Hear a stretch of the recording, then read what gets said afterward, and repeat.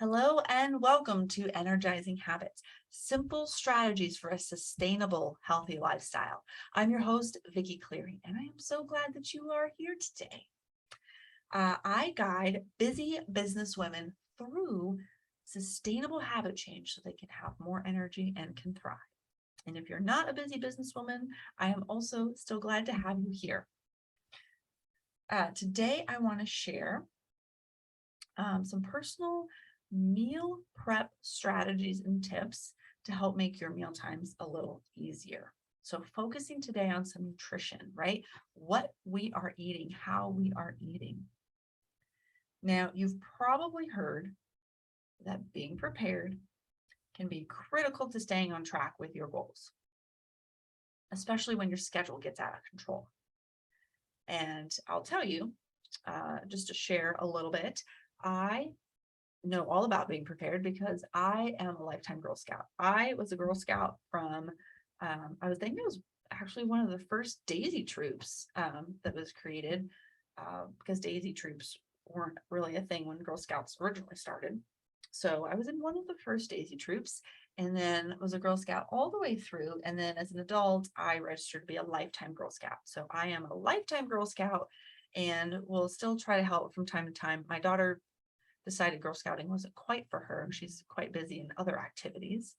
But Girl Scouting has taught me to be prepared. And so that is what we're going to focus on today as it pertains to meal planning. So what if you could finally get into a solid weeknight routine so that preparing meals would be a breeze? How would that sound to you? Well, for me and my family and I, the key to stress-free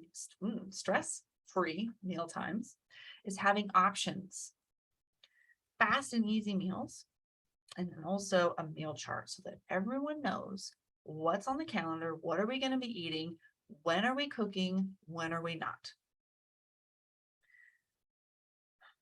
Helps relieve stress. It helps us to know, and we don't have to eat out so much, basically, right? Because we have food ready to go or we have the time to cook. Now, I've had a lot of people tell me, clients and non-clients alike, tell me that they struggle when it comes to their nutrition and their meals. And I get it, right? Especially having family, having multiple mouths to feed. We're all doing different things at different times. So you have to plan around all these different things. It can be a lot sometimes. So let me tell you about how it was a lot for us. So, I would find myself going for takeout or easy peasy processed food, whatever, something simple we bought at the grocery store, but it was probably processed, just in case that I would buy it. And then sure enough, I would certainly eat it because, well, we have it and it's easy. So some nights I would even have breakfast as dinner. And you might be thinking, well, breakfast as dinner sounds wonderful, right? Having a nice omelet with some vegetables, like what's wrong with that? I mean that I had a bowl of cereal for dinner because I was either too hungry to cook or, we only had limited time before we had to get out the door for some event. So cereal is dinner isn't quite as good of a strategy. And now also I would be like super excited to be able to whip out all this stuff and create this elaborate meal, do all this cooking. And then there are some times where just, nope, I'm not cooking. I don't have the energy. I don't have the time. I just don't want to do it. Right. And so having that variety of desire to cook also, can fluctuate and make it more challenging. So if everything that you have in the house has to be cooked, that makes it challenging to get stuff done when you don't want to cook. Now, sometimes I would have planned to create this big old meal, have to cook whatever it is, and then we'd have some event that night. Now, we knew we had the event, but yet I still planned to cook and do all these things before we had to go to the event. And then we wouldn't have food ready. So what would we do? We would have to eat out. eating all of this processed foods, or eating out more often than we should have, affected my energy. So I wasn't feeling as energetic. I was craving a lot of the processed foods, a lot of the convenience foods. And many of them are actually designed to create these cravings. They hit the pleasure centers in your brain, and then your brain wants more and more of them, right? I also noticed that my clothes didn't feel as comfortable. They were getting a little tight, and not something that I wanted, right? They weren't tight in a good way. And it was hard to stay on track with my fitness goals because my nutrition, my food was out of whack. I might have been working out all the days that I wanted to, but I wasn't eating the things that I knew I wanted to, should be eating, right? The things that I needed to nourish my body. So I had to take a look at how I was planning my meals. I was already meal planning, so it's not like, oh, well, you just need to plan your meals. Yeah, I was meal planning, some version of it anyway. The easiest way I could probably explain is like it was lazy meal planning, or half meal planning, if you will. So I'd pick what I thought was enough meals for the week, right? Oh, we've got 7 days in the week. So what are the meals we're going to eat, and make my list and go to the store. The cart started to get full of things that weren't quite as healthy as, like, especially by what I would call my standards now. Certainly more convenience food, more packaged food. And then I started to notice, like, I just looked in the cart one day. I'm like, what is all this stuff? Why are we grabbing all this stuff? It's because it was what had become kind of the norm, the habit of what we were getting, right? Because we knew it was easy. So finally one day, I thought, I need to take a look at this meal planning process. I need to have a better understanding of what is going on in the week against when I'm going to be preparing food for the week. So I pulled out my calendar, multiple calendars, right? I have a paper calendar. I have, my calendar, my daughter's calendar, and sometimes my husband's calendar. He doesn't do very much outside of what we're doing. So we had a couple of different calendars to pull together. But finally I was looking, okay, when I'm looking at my days, Sunday through Saturday, what do we have going on? What are the nights that are not going to be ideal to cook? If we've got volleyball games, if we have events, if we have different things, which days are not ideal to cook? Or which days might I not be home and my husband and daughter need to cook? And so what might that look like? And then sometimes we might like, okay, well, what are nights that are best for leftovers, and what are nights best for eating out? Then I know, okay, which nights are then ideal for cooking, and then which nights are ideal for leftovers, so that I can plan what the leftovers are. Leftovers became pretty important in this planning process. Sometimes the ideas of prepping meals for an entire week can be overwhelming, especially when you have a weekend that is jam-packed with activities. Because then when do you actually have the time to cook and prep all the stuff, right? So being able to plot a few times during the week when I can cook, and then which days will have those leftovers, really started to be a game changer. And also, like, not cooking as often is super appealing to me. I like to cook. I don't like to cook every day of the week. So as I updated my meal planning strategy, it's kind of like, I wanted to say Jenga, but I'm not quite sure because I don't want all the pieces to topple. Maybe it's more like checkers or chess. Trying to put maybe it's like a puzzle, really. Trying to put all these different pieces together, knowing which nights to cook, which nights we couldn't cook. But as we started to pull all this together, I noticed, okay, I could be more intentional about what we're eating, right? And really start to think about which meals are going to be cleaner, which need using through our leftovers meant we had less wasted food, which that was super awesome, right?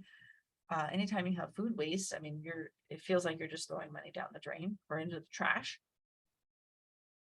But I also started to get the family more involved. So I would ask them, okay, what's what's one meal that you want to eat this week? And what's one meal that you want to eat? What are you having for your lunches? We would also, so with that, right, everyone kind of has their favorites. And sometimes certain meals aren't ideal to cook at certain times. So I created this seasonal chart. I just pasted inside the cupboard. And so, of course, that's the 4 seasons. And then in the center is kind of like an all year round type of recipe that we could do. And anytime someone said, hey, gosh, I really like this meal, I want to be able to have it again. So I'd write it, okay, what season are we in? When does it make sense to have? And then I would put, that meal in. And then it was like, gosh, I don't know. What do I want to eat this week? Well, let's take a look at the favorites list. We're in summer. So what are some of the summer meals that we might want? And then that way we can enjoy our favorites. We don't forget about them, and we can enjoy them on a seasonal basis, which means we also get some variety. And then we're not choosing to like run the oven in the middle of summer, which of course heats the house and we don't like to do. This updated meal planning process also gave me a better view of when I could plan my clean meals and when I could plan my indulgent meals and how they stacked against each other, right? So my ultimate goal is to not have more than one indulgent meal per week.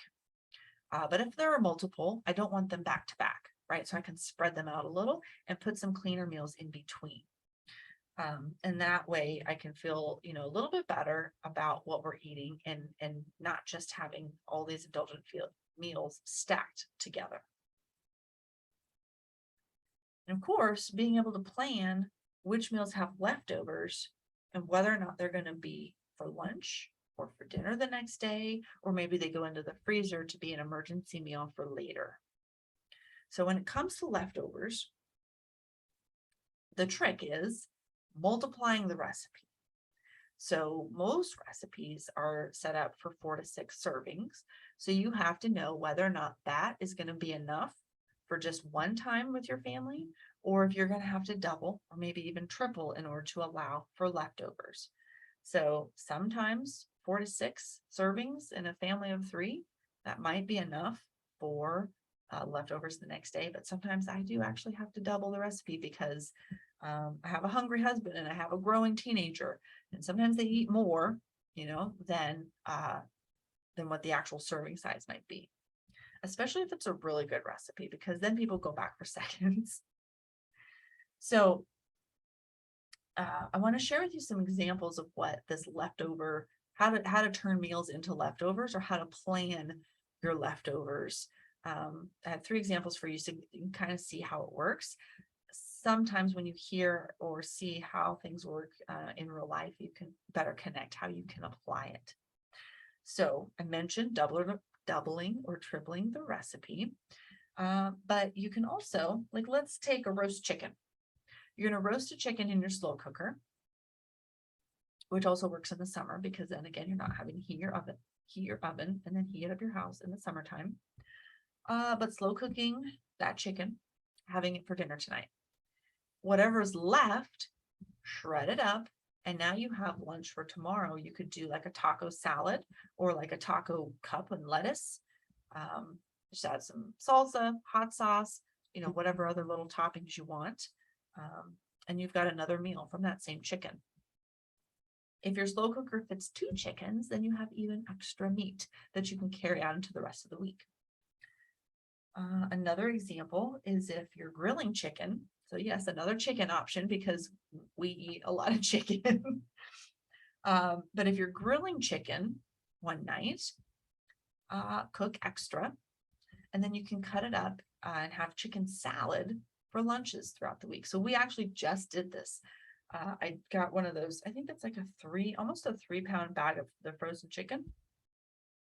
Thaw it out, marinate it, throw it on the grill. And we had some of that chicken one night for dinner, but then I took the rest of it, cut it all up, and the 3 of us had chicken salad sandwiches for almost all week. Not quite all week, but with some of the other things we had going on, we were able to have multiple chicken salad sandwiches out of that batch. And then one more example. The next time that you make a casserole, especially if it's a healthy one. Make two. So make sure, of course, that you have two casserole dishes so that you can actually do this. But by building the casserole side by side, kind of like an assembly line, it really only takes a couple of extra minutes for you to create that extra casserole. And you're already cooking them. You're already cooking the first one. And so you cook both the second one at the same time. And then once it's cooled, put it in the freezer and you've got a whole meal ready to go for an emergency or just, for later down the road. Now, when it comes to putting stuff in the freezer, the key here is putting the date on it. What day did you put it in the freezer? Because then whenever you take it out, you can always do the math. How long has it been in here?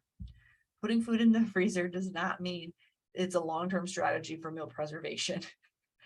It doesn't stay in there forever. It doesn't keep forever. It might stay in there forever, but when you take it out, it may not be good anymore. So usually food in the freezer can last 1 to 2 months. It kind of depends on what it is. So you kind of have to know, look up what it is and how long you can store it in the freezer. But if you include the freezer meals as a part of your strategy, then you'll likely be pulling them out of the freezer more often, and therefore not having to worry so much about like food getting stuck in your freezer for too long. So now, to be honest, there are some weeks that I rush still every now and then I'll still rush my meal planning, and it never fails that we run into the same traps.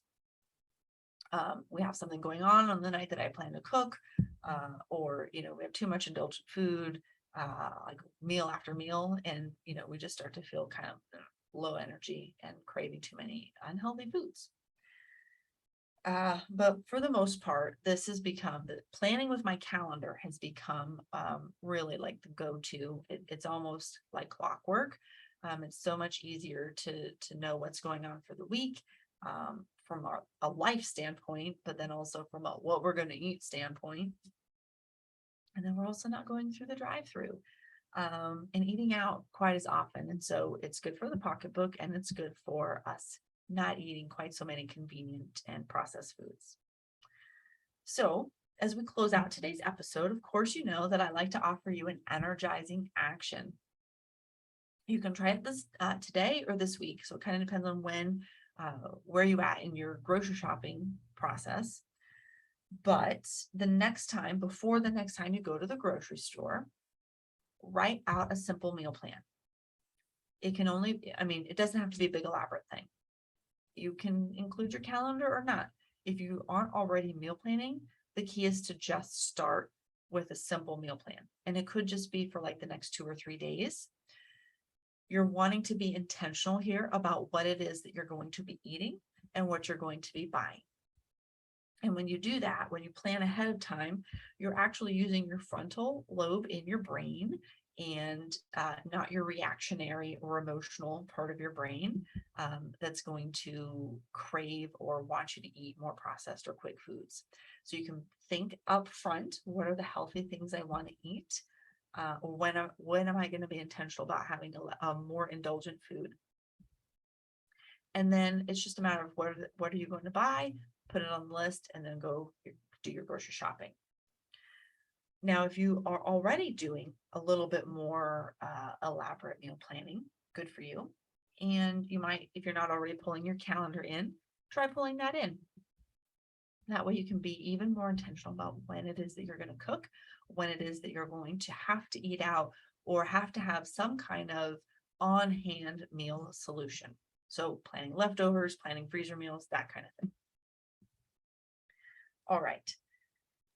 That is what I have for you today. But before I move on, before we close fully, I want to let you know or remind you that we have coming up the fall edition of the Little Black Dress Project. So if you're watching the video, you can kind of see that I have my Little Black Dress t-shirt on. So that was to help remind me. Don't forget to remind you all of the Little Black Dress Project that we have coming up. We start on October 9th, and registration, I think the week of October 3rd, I believe that we're live with registration. It certainly will close on October 8th. And so if you want to be a part of this Little Black Dress Project cohort, you will need to register by October 8th. So it's a 6-week group coaching program. We do everything online, so you don't have to worry about meeting in person, but we will have live Zoom calls. So it's not like a recording. So we will have connection. It just doesn't have to be in person, right? Which can make it a little bit easier. So over 6 weeks, we'll meet week to week to talk about what you're going through. We have a focus on cleaner eating. So you are provided with a meal plan and we can talk through your nutrition strategy. It focuses also on moving your body. So there is a movement plan that we'll work through, and building body confidence, which regardless of your weight loss goals and how you get there, being more confident in your body is always a good thing. So once again, the program starts on the 9th. I will post the link below down in the comments and the show notes, so you can check it out. So on the landing page, there'll be lots more information about what we're doing over those 6 weeks. I would love to have you join us on October 9th when we start. So you can check it out. Now, if you have any questions in general, right, about creating a healthy lifestyle, reach out, send me your questions. I can either answer on the video podcast, or I can send you a quick email if you don't want it to be a public question. Of course, I wouldn't identify you if you didn't want to be anyway, but sometimes topics, you're not the only one who's struggling with something or has a question about something. So you can drop me a message on Facebook or Instagram Messenger at Uplift Healthy Lifestyle, or you can send me an email, Vicky@uplifthealthylifestyle.com. Of course, you can always learn more at my website, uplifthealthylifestyle.com. You get the idea. All right, that is all I have for you today. Have an energized day.